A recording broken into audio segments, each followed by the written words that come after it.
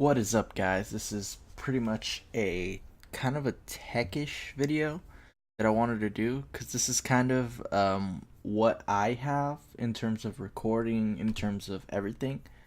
So, just to give you guys kind of a base idea with how much you're gonna have to spend on these parts and what you need to kind of start a YouTube channel and all that. And I kind of wanted to do this because I thought it would be an interesting build. So right here, I'm on PCPartPicker.com, which is one of the best, in my opinion, for picking your parts, for pricing, for just checking everything. So I'm gonna start off with the processor. Now, everybody and their mothers like get an i7 overall. I'd say this: you don't need an i7 for the most part.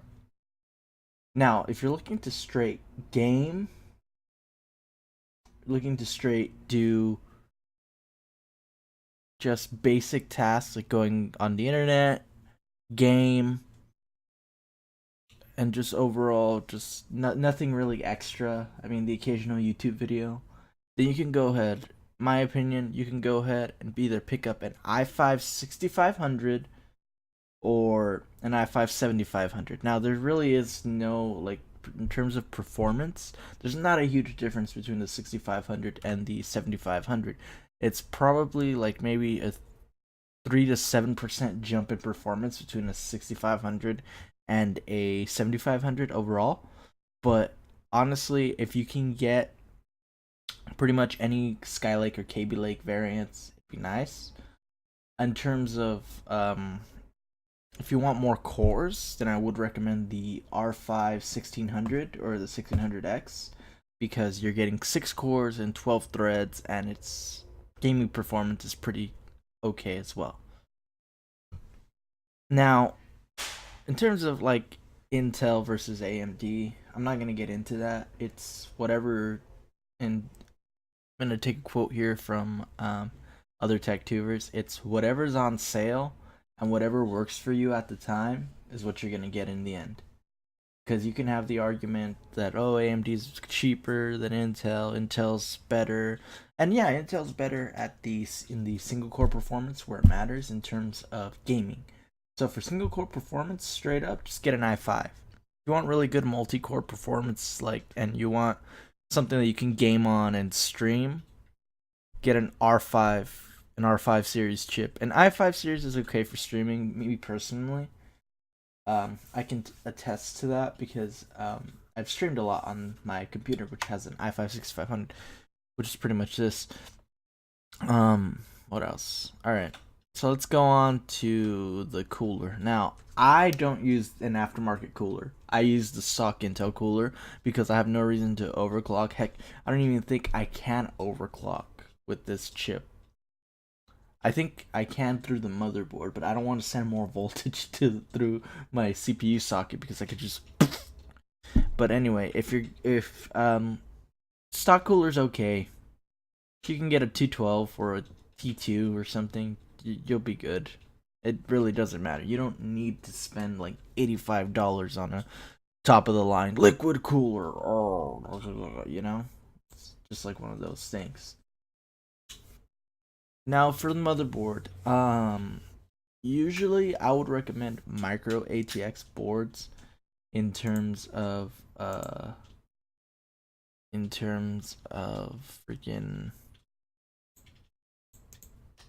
hang on. As I was saying, I would recommend micro ATX boards in terms of their affordability. But the only thing you trade between affordability is expansion. So the one I have, the Gigabyte, the GA H110M micro ATX LJ1151 motherboard, whatever, is okay for what I want it to do. And considering I don't have any like expansion cards, or I don't have like a capture card or anything, because I usually just capture my games through the PC directly, it's fine. If you want other motherboards, the only thing I would recommend is the one above it, the Gigabyte actually ATX one. Mainly because it's for $80, which doesn't break the bank. and you can still put a new KB Lake processor in there if you want it to. You just have to update the BIOS, which is actually pretty easy to do, considering. So if I ever upgrade and get an i7, I don't even have to change motherboards, because if I get a 7700K KB Lake a processor, I don't have to change motherboards. All I have to do is flash the BIOS, and that's pretty much it. And there's an easy flash utility that comes with these types of things, so you run the minimal risk of bricking your motherboard. There's always a risk of bricking your motherboard regardless, but it really diminishes the risk. So the Gigabyte GA110, affordability, come on, $55 for a micro ATX board, which is pretty good, and it's a name brand board, so you're not really getting any no-name stuff. It's pretty good. The RAM I got is cheap RAM. It was on sale. It's a Team Elite Plus 16 gigabyte kit of DDR4, which personally it works for me. But if you can get something from like Corsair, Kingston, HyperX, things like that, Patriot, like reputable brands, just reputable brands, you're better off. I was lucky. I got a cheap kit for, let's see, it was about $89 for 16 gigs of DDR4, which I got. Considering you can get pretty much whatever, just any reputable brand RAM, it doesn't matter. 2133, which is the baseline of all DDR4 memory. So, honestly, it doesn't matter the RAM speed, if it makes sense. As long as you're at 2133, which is the standard, it's 2.13 gigahertz, whatever you want to call it. I can. And this motherboard supports a higher RAM clock speed. So if I wanted to, I could set up an XMP profile and set it all the way up to 24 or 28 maybe. But other than that, I mean, RAM is RAM. 16 gigs of pretty fast RAM is fine. Now for storage, I went with the Kingston HyperX Fury 128 gig solid state drive because it was on sale at the time. It was the cheapest I could get. Now you could, and I'm saying that really, you could get a 240 gig for about $10 to $20 more, and you'd be cooking with gas right there. But in terms of honestly, SSDs don't really add much to performance. I mainly use this as a boot drive and to run like my video editing programs. That's about it. Seagate Barracuda 2 terabyte hard drive. It's okay. You can get a Western Digital Black, then all good. This is what I have. Now, video card. Now, this is wrong. I don't know why that video card is there. I actually don't have a 1070. I'll tell you which one I have. I'm actually going to get it right now. What I do have right now is MSI GTX 1050 Ti. The 4 gig model. Which is this one, I believe. No, not this one. It's not this one. It's the one that doesn't require... let me see if I can actually find it here. Because... Where is it? Is it this one? No, it's not it. That's not it either. Huh. I'm trying to find it. We're about to go on Newegg or something. Let me see.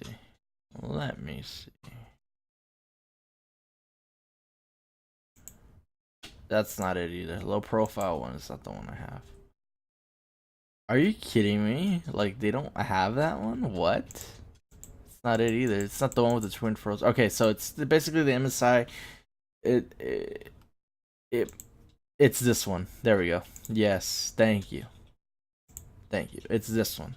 It's the MSI GTX 1054 gigabyte video card. This one, the one with the single cooler, the one with the single DVI slot, HDMI, and DisplayPort. Now this card. Okay, I'll tell you about this card. This card is the best bang for your buck card in terms of performance, in terms of everything. It's on par to perform, if it makes sense. It's on par to performance with an overclocked 4 gigabyte 960. in terms of that. So it's better than the 950. It's better than the 750 Ti, marginally better. I'll probably have some B-roll shots of Fallout 4. I'll probably run this MSI Afterburner. Let's see if I get some B-roll shots here. Anyway, so in terms of performance, you're pretty much guaranteed nice settings on Ultra on different games. So what I'm gonna do is I'm gonna show you guys some performance not issues. Sorry, I'll show you guys some performance stuff. So I'm gonna be running some games, benchmarking them, and I'll let you guys know like what you guys can expect in terms of it.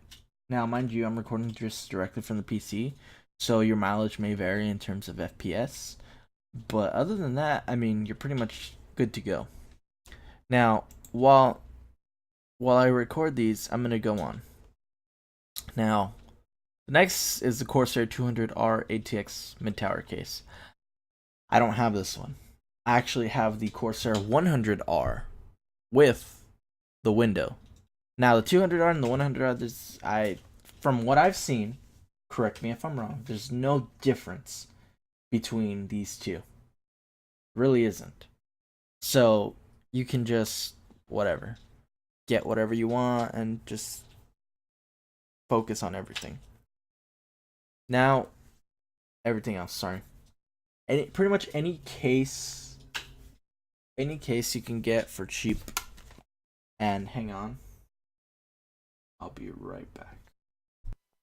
Alright, so now we're gonna talk about power supply. Power supply, when you go on PC Part Picker, there's a recommended wattage up here. You can get your power supply based on that number. So what I ended up getting was a Rosewill 500 watt 80 bronze modular power supply. ATX. So there's the standard ATX size, and then I think there's all these other sizes there, and it's just crazy, and it's just you can get them smaller depending on your case size and blah blah blah. So anyway, so 500 watts, perfect for whatever you're gonna do. That's fine. Now, Windows 10, I didn't buy it full price. I got it off Kingwin. When you order it off Kingwin, you get the code is good for up to 4 computers. So pretty much you're all set once you get it off Kingwin, and it's only $30, so it's not bad. Now, wireless adapter. Based on your personal need. If you're in the same room as your router, just get a standard Ethernet cable. If you're in a different room, like I am, my router's in the living room and my computer's in my bedroom, then you can go ahead and get this Wi-Fi adapter, which I can personally say is really good. Stellar performance. I get the full 60 download speed and it's dual band, so I get to utilize my router's 5G. So I don't really have a lot of interference in terms of that. Now, monitors. You see I have 2 different ones. So the ViewSonic one and the LG one. Now, my original plan was I was going to get 2 LG monitors, but I don't like the color of them, and I don't like how sometimes the blacks are right then. So, I picked 2 monitors, as I was saying. I apologize for the interruption. Dogs and whatnot. You have to take care of them like the little kids. Anyway, so 2 monitors I picked. Different brands. As I was saying before, I was going to go with 2 LG monitors, but my desk doesn't fit 2 LG monitors. So what I ended up doing was getting a smaller 22-inch monitor, a ViewSonic with built-in speakers, which they're okay. They're not the greatest. They're like laptop speakers. That's the best comparison I can come with. They're like laptop speakers, but for game consoles and computer stuff, it's pretty good. Now, the LG 23-inch, which was my baby for a long time before I switched over. The ViewSonic, I like the ViewSonic better because it has better color than the LG, in my opinion. And then the LG, which is pretty good. It's a good primary monitor. It's also a good secondary monitor. You can pretty much do whatever you want. Either you can use the LG as a primary monitor or secondary. It doesn't matter, but they're both really good monitors. Now, for keyboard, mouse, and headphones. So I have a Corsair Strafe Cherry MX Red because I went to Best Buy and I actually I was able to, because they have displays there at Best Buy. So I was able to touch each keyboard, each display. So I got to try out the Razer Greens, the Logitech Roamer G switches, and then the Cherry MX Reds. Out of all three of those, I preferred the Reds. The Greens are a lot like Cherry MX Blues, but it comes down to preference. It comes down to everything. I'm not going to get into actuation force and all that because at the end of the day, all that stuff really doesn't matter if it doesn't feel good in your hands. So what you have to do is you have to test out the keyboard, see if you like it. Like me personally, it's pretty good. Um, ooh, I messed up. Anyway, I like the hollow clicking that you get out of it. I also like the fact that it comes with these WASD keys, WASD keys, that have better grip on them, which is really good for shooters. And you can actually, it comes with ones with grip. It comes with keys. It comes with QERT, and then FG and F keys that have the same grip. Pretty good. Um, the mouse I'm using is a Gigabyte M6800 wired optical mouse. I have used these in the past. My old one broke after 3 years of using it, which is pretty good. And then I switched over to a Logitech. Uh, crap, I forgot the exact model of the Logitech one, but it was a Logitech M something. Smaller than this. I didn't like it that much. It wasn't worth $60. Just saying. No, $40. You're saying. So this Gigabyte mouse works pretty good. Headphones. I'm using a Logitech G430. I was originally using a Razer Kraken Pro, but I switched over to the G430 just because it's cheaper, and that's pretty much it. The quality is, I would say, the quality of the Logitech is on par with the Kraken Pro, the old one, not the new one, but the old one. And that's pretty much a rundown of all the gear that I have. Now, like I said, I'm gonna put in some benchmarks just to kind of give you guys an idea of what kind of performance you're gonna be getting. So, enjoy and pretty much have a nice day, and that'll be the end of the video. If you have any questions, comments, or concerns, please do not hesitate to let me know. My comment section is always open. You can find me on Twitter, Tumblr, whatever. And pretty much, yeah, if you have more questions, let me know. Alright, this has been PvG Narukami, and I'll see you guys later.